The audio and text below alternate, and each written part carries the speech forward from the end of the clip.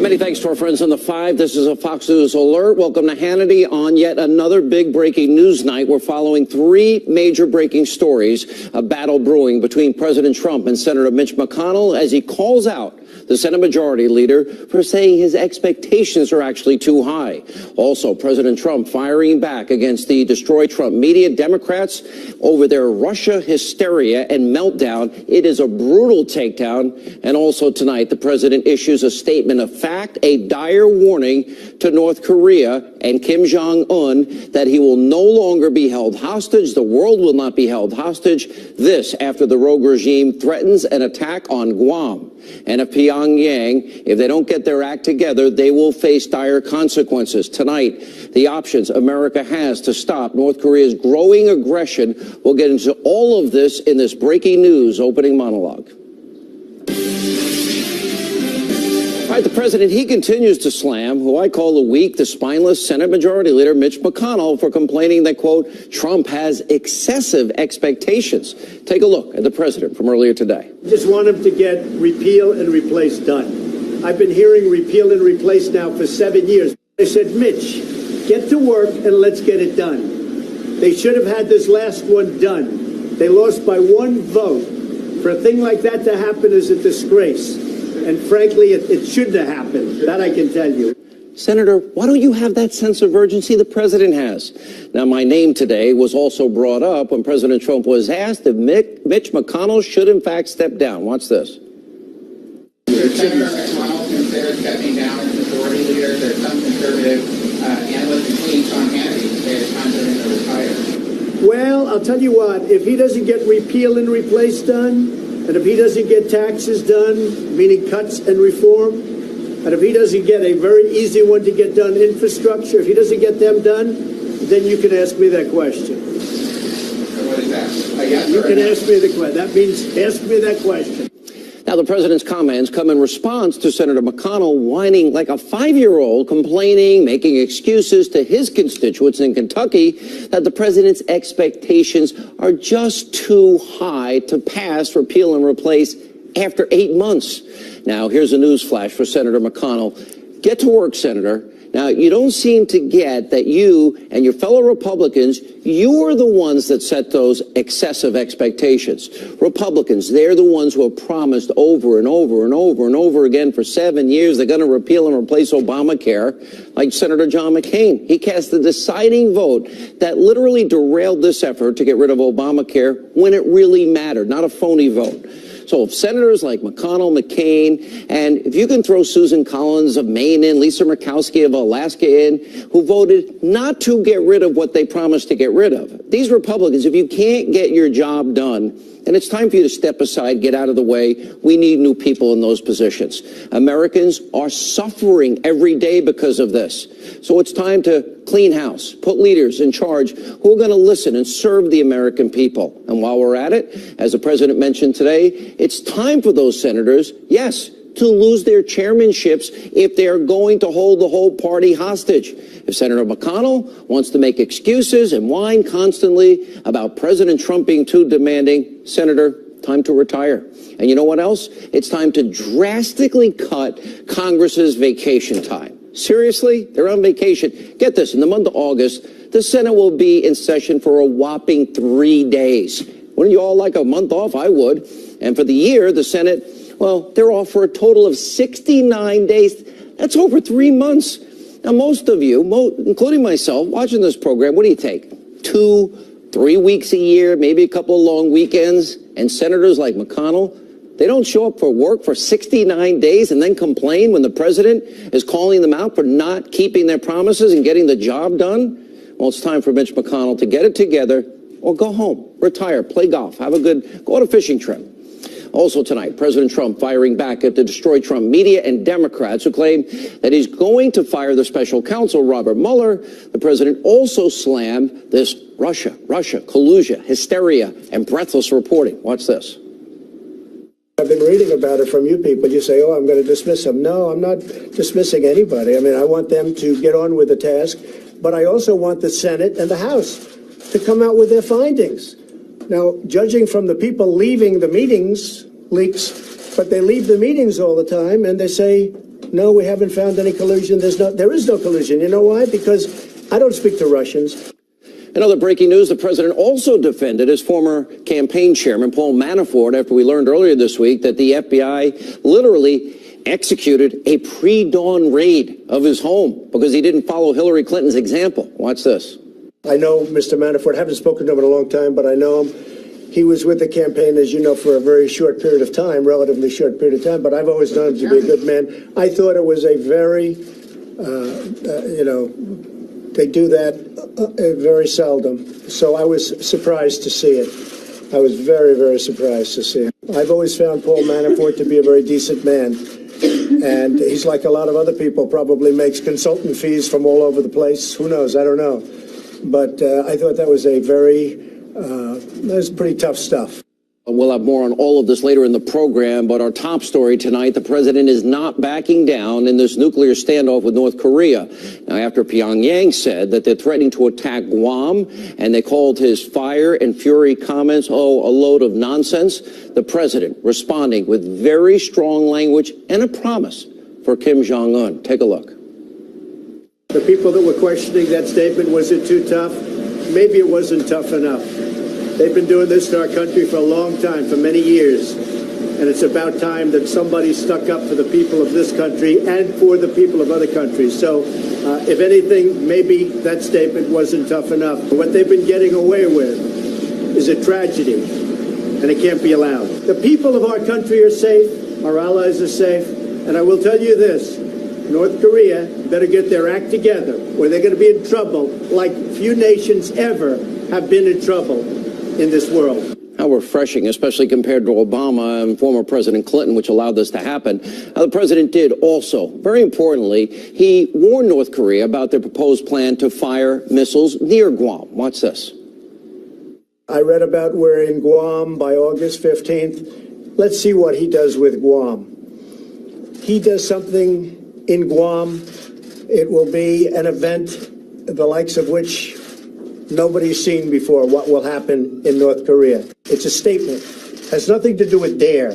That's a statement. He's not going to go around threatening Guam, and he's not going to threaten the United States, and he's not going to threaten Japan, and he's not going to threaten South Korea. No, that's not a dare, as you say. That is a statement of fact. Now, let's show you exactly what North Korea is threatening against Guam. A top military general put out a statement last night saying that the rogue regime is drawing up a plan due to be completed by mid-August, which calls for North Korea to launch 4 missiles into the waters off the coast of Guam.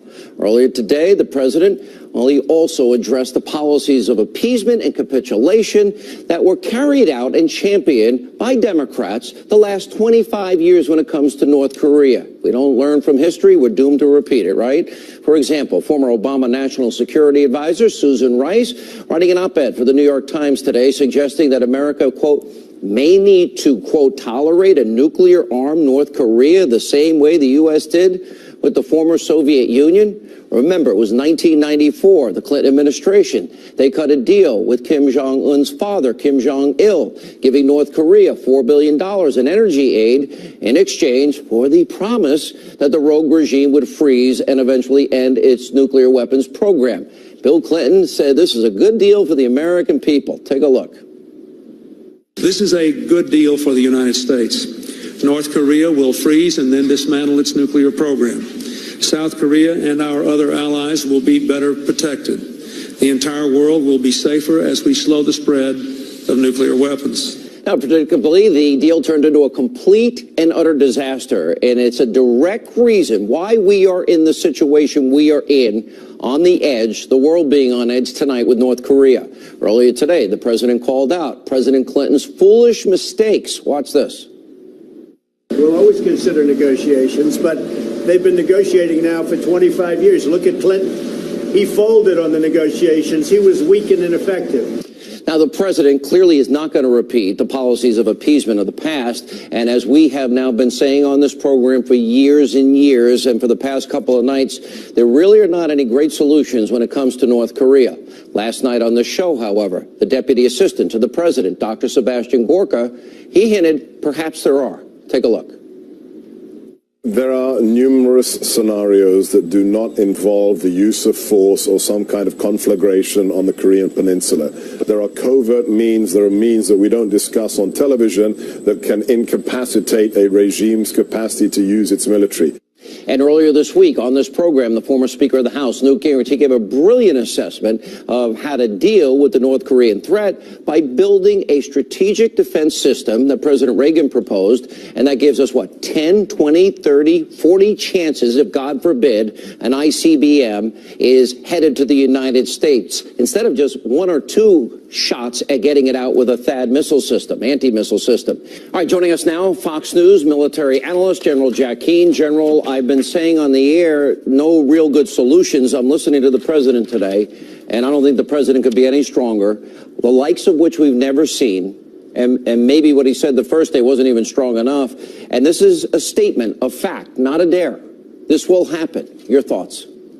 Well, absolutely. I mean, clearly, the president is totally fed up now that he has all the facts in terms of what the last 25 years have been like with the Kim dynasty. He knows full well that his predecessors, through policies of negotiations, diplomacy, appeasement, and accommodation, have brought the Kim dynasty to the point now where they're nuclearizing ICBMs that threaten the American people. And that certainly has frustrated him, and he's fed up with it. And he's clearly sending a signal to this leader that I intend to deter you because I have, one, have the capability to destroy you, and I have, two, the intent to do it. I am not going to permit you to do harm to the American people. He wants to get inside Kim's head and make certain he clearly understands that, and that the policies of the past are flat over. You know, that's what this is about. General, I know that mutually assured destruction worked during the Cold War with the former Soviet Union. Are we dealing with somebody that's capable of understanding that this country would be incinerated, that many would die? And this is the danger, as we just played Bill Clinton. Oh, this is a good deal for the American people. It wasn't a good deal for the American people. Just like the Iranian deal, as the president said today, is not good for the American people.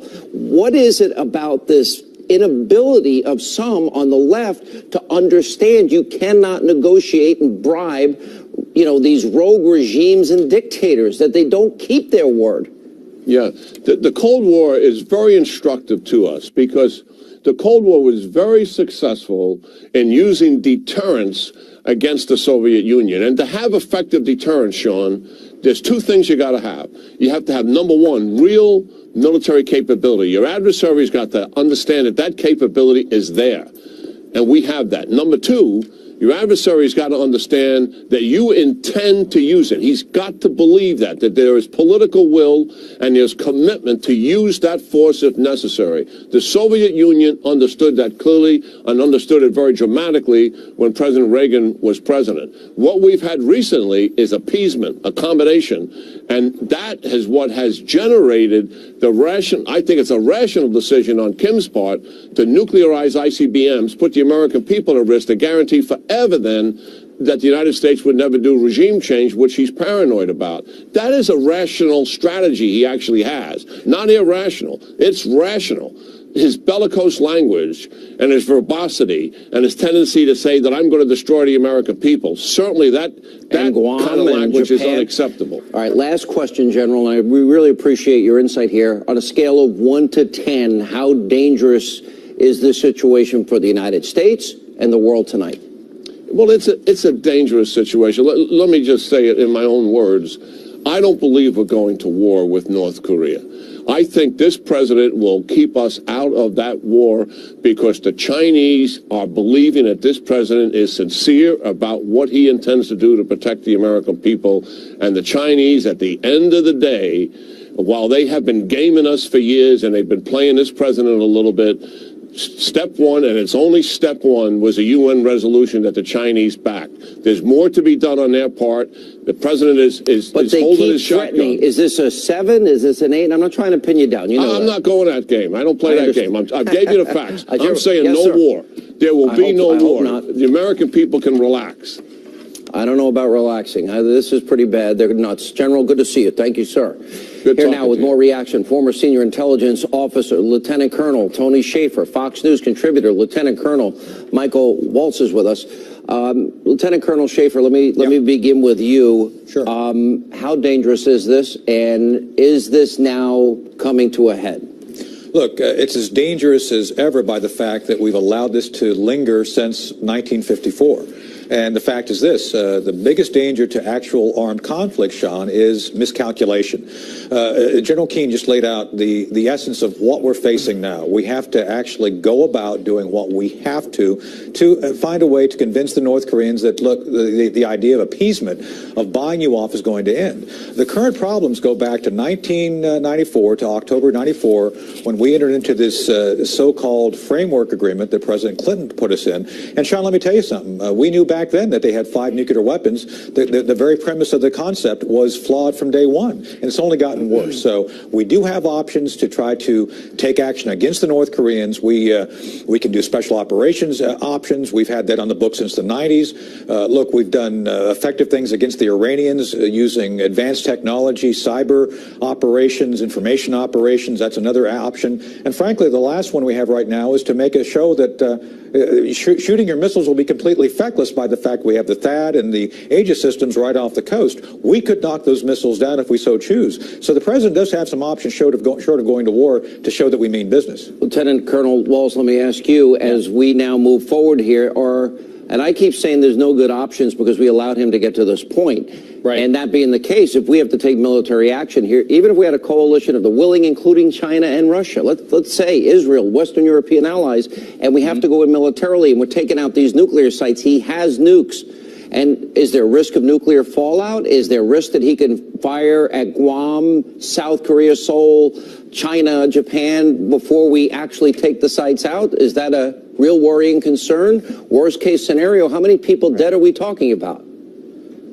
Well, the trump card, for lack of a better term, that Kim Jong-un has is his artillery, thousands of pieces, and his rockets that are aimed at Seoul. A city of 25 million plus people. So that, imagine artillery raining down on a city like Manhattan. I'm not confident. I mean, what this would look like is essentially our stealth capability, our cyber, our electronic warfare capability, going in early to take down his air defenses so that we then have the follow-on bombers that could get in and get at his missile sites and get, hopefully, him and his command and control infrastructure. But while that is happening, keep in mind they've dug these things in for 50 years into the sides of mountains, into bunker complexes, and while that is going to take a little bit of time, artillery and rockets could be raining down on Seoul. That's the big, artillery and rockets. Well, in other words, that they would fire, and would they have the ability? They obviously would have the ability to know there's an attack that is imminent. Correct?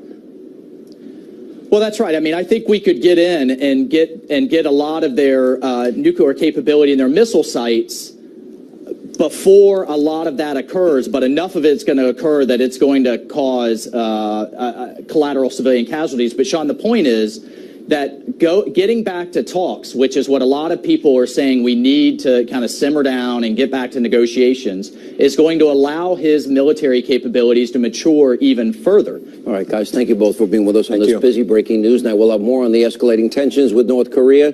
Ambassador John Bolton, he's next, and much more tonight. Straight ahead.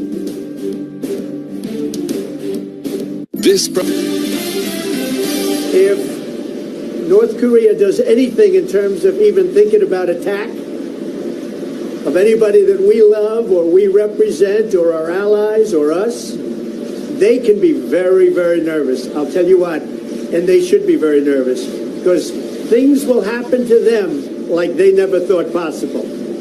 That was President Trump earlier today delivering yet another stern warning to North Korea and Kim Jong-un. Here now, Fox News contributor, former U.S. ambassador to the UN, John Bolton, is with us. This now, after really a number of presidents and the policy of appeasement, and the worst, obviously, in this case was Bill Clinton. The worst on Iran was Barack Obama. But for the president to go out there and say, sorry, this is a statement of fact. This isn't a dare. This is not this means something. How is that a game changer, considering probably North Korea thinks they can roll America for another, $50 billion in free money and not keep their word? Well, sure. After 25 years of failed policies, you can't count on North Korea appreciating, because of their astute political insights, that the leadership in America has changed. And that's why I think clear statements from the president are important. There are two elements here. One is if there's an attack from North Korea on Guam, that's American soil. The citizens of Guam are American citizens. And at that point, you don't even want to think about what the retaliation would be. That's clear, and I think stating that is important so that there's no misunderstanding. The second issue, though, is whether or not the president should strike preemptively. And I think on that score, there's a legitimate debate, but I think people have to ask themselves whether they're prepared to see North Korea with deliverable nuclear weapons as far as the eye can see. I am not willing to tolerate that risk. Well, I tend to agree with you, but I shudder to think of the human carnage that's involved here. The best scenario would be, Kim Jong-un gets the message, he grows up, he stops the saber rattling, stops firing missiles, lets the world go in and inspect what he's doing. But we both know that's not going to happen. Short of that, is there anything you can think of militarily that we would be able to do that would effectively shut down their ability to launch those weapons? Well, number one, I do think there's one diplomatic option. We talked about it before. That's persuading China to help us reunify the peninsula. But if that diplomatic option is out, there are a huge range of military alternatives. And that's why it's important for the American people to make the decision. Are you prepared to live with a nuclear North Korea, or are you not? Susan Rice argues in the New York Times today she's perfectly prepared to live with nuclear weapons. Yeah, look, and she and many people like her argued for 25 years, we can talk the North out of nuclear weapons. So their track record leaves something to be desired. Obviously, no one wants to see carnage on the Korean Peninsula. No one wants to see the Americans there in peril, or the people in South Korea or Japan. But let's be clear. Who's ultimately in peril here if North Korea has deliverable nuclear weapons, and I might say Iran at the same time? The people who are really in jeopardy are the citizens of the United States. So that to me is the bottom line. The last question that I asked General Keane, on a scale of 1 to 10, how dangerous is this to the world and the United States right now? I think it's very dangerous. I think this is our day's analogy to the Cuban Missile Crisis. I don't think we really have confidence. We know what Kim Jong-un and his generals will decide. That's one of the reasons why, if there's going to be military action, it ought to be sooner rather than later. This situation does not get better for the United States over time. It continuously gets worse and more dangerous. And millions could potentially die. Exactly. American citizens. Frightening. All right, Ambassador, thank you. Chilling times. When we come back, President Trump, he fires back after Senator McConnell says he has excessive expectations. Really? 7.5 years? Lou Dobbs here next.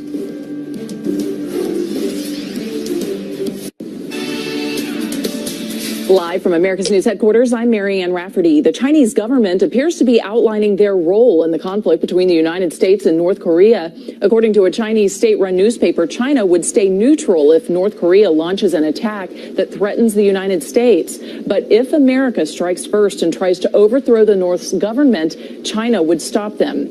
China is North Korea's most important ally. The country has expressed frustration with Pyongyang's nuclear and missile tests, as well as the behavior from the United States.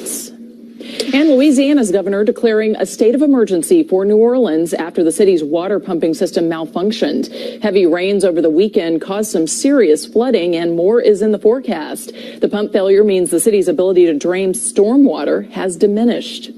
I'm Marianne Rafferty. Now back to Hannity.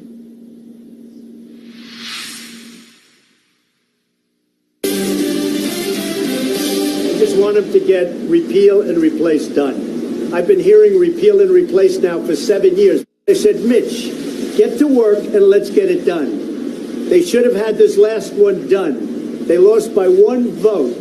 For a thing like that to happen is a disgrace. And frankly, it shouldn't have happened. That I can tell you. All right, that was President Trump earlier today calling out the Senate Majority Leader Mitch McConnell, urging him to keep his promise after 7.5 long years to repeal and replace Obamacare. This after McConnell said that President Trump had excessive expectations. The president has vowed to drain the sewer, the swamp that is D.C. That includes Republicans that have no urgency, can't keep up, get nothing done. Is it time for Senator McConnell now to retire and make way for new leadership that does have a sense of urgency and a desire to move? Here now with reaction, Fox News business anchor, our friend Lou Dobbs. Sir, how are you? Great to be with you. Congrats on your great ratings. How many months now, number one in all of business? I believe it's 19 months. Oh, I'm so sorry. It's really a failure. Well, We're really doing our best. We're doing our best. Thank you. And how many? I mean, Oh, stop. I don't want to talk you're about lighting it up. I'm going to. Here's what I want to ask you, because he did do a good job with Gorsuch, but these Republicans, if it's an excessive expectation that they can't get that done into 9 months into the presidency, I have no more patience. Republicans are so disappointed, so discouraged, and like I'm a registered conservative, so angry at their lack of urgency because Americans are suffering. They're suffering. This election was about the forgotten man and woman that President Trump brought back to the forefront of public policy, or at least we thought so. But as you watch Mitch McConnell, you know, it's very clear he needs a snuff box up near his nose as he condescends and patronizes the President of the United States with his excessive ambition, his hard work, his work ethic that has never been seen before in Washington, D.C., and Mitch McConnell holds forth saying his expectations are just too great, and the American people just must stay in place. Can I just say, I don't know anybody that has as much time off as these people that accomplishes so little as they did in the Senate. And then even the little skinny repeal bill, which was nothing that we wanted or was promised. Or needed.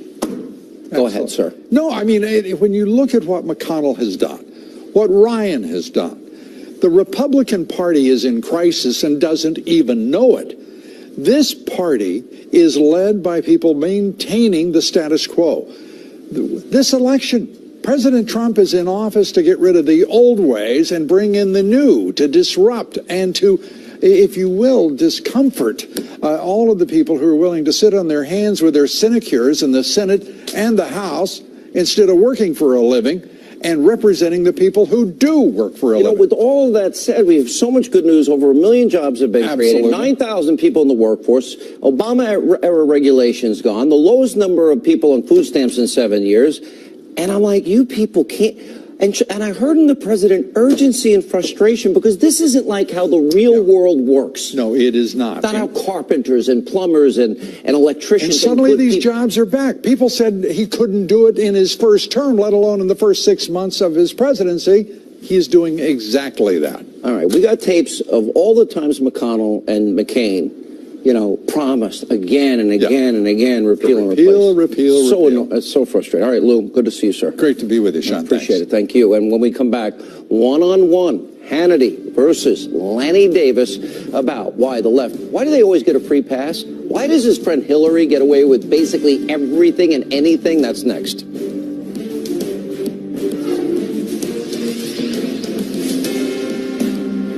Maria. Welcome back to Hannity. Now, for decades, the Clinton political machine has been rocked by scandals, but for some reason, the mainstream establishment, destroyed Trump media, they always get a pass. Why is that? Joining us now, former special counsel to President Clinton, founder of Trident, DMG, Lanny Davis. I quote him often. You wrote a book that I really like. I mentioned this when I was in Washington with you. Tell the truth, tell it all, tell it early, tell it yourself. I'm going to start with a compliment, then I'm going to really pound you politically hard in spite of our friendship. You are so loyal to your friends. I admire your strength, your fight, your loyalty, your belief system. I like loyalty. I think it's a great quality in people. And I know you're a passionate person on the left. It's real for you, like conservatism is real for me. So I have great respect. Thank you. Your book is a great roadmap for people in trouble. I quote it all the time, even though I don't like you. Kidding. But here's my question. If I deleted 33,000 subpoenaed emails, if I did it, Sean Hannity did it, if Sean Hannity then took bleach bit and acid washed, basically, the hard drives that had the emails were on a server in a mom and pop shop bathroom closet, which is mishandling classified information. If I had somebody I know smash devices that were under subpoena, BlackBerries, iPhones, if I had somebody that, if the FBI asked for my devices, and I sent them devices without SIM cards. Why do I think I'd be calling you from jail after my mugshot was posted, and I'd be saying, Lanny, can you help me out? And asking for a cake with a file.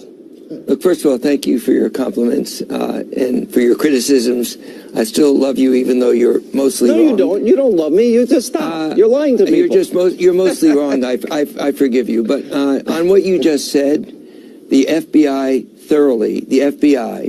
for 1 year, thoroughly investigated every single allegation you just made and found there was no reason to prosecute Hillary Clinton. That's a 1 year investigation, and that was a unanimous view of the investigation agents that led the investigation, not just Mr. Comey. So I could quarrel with your statement of what you said as whether they're true or not. All right, but I go back to the FBI's final determination. Okay, you can rely on that, but what I'm arguing here is if you delete subpoenaed emails and you acid wash the hard drive and you smash devices, yeah, I know you heard me, but I like to repeat myself.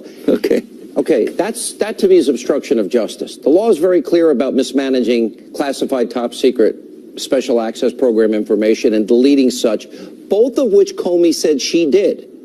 So just for your audience to know that I don't accept the factual accuracy of what you said.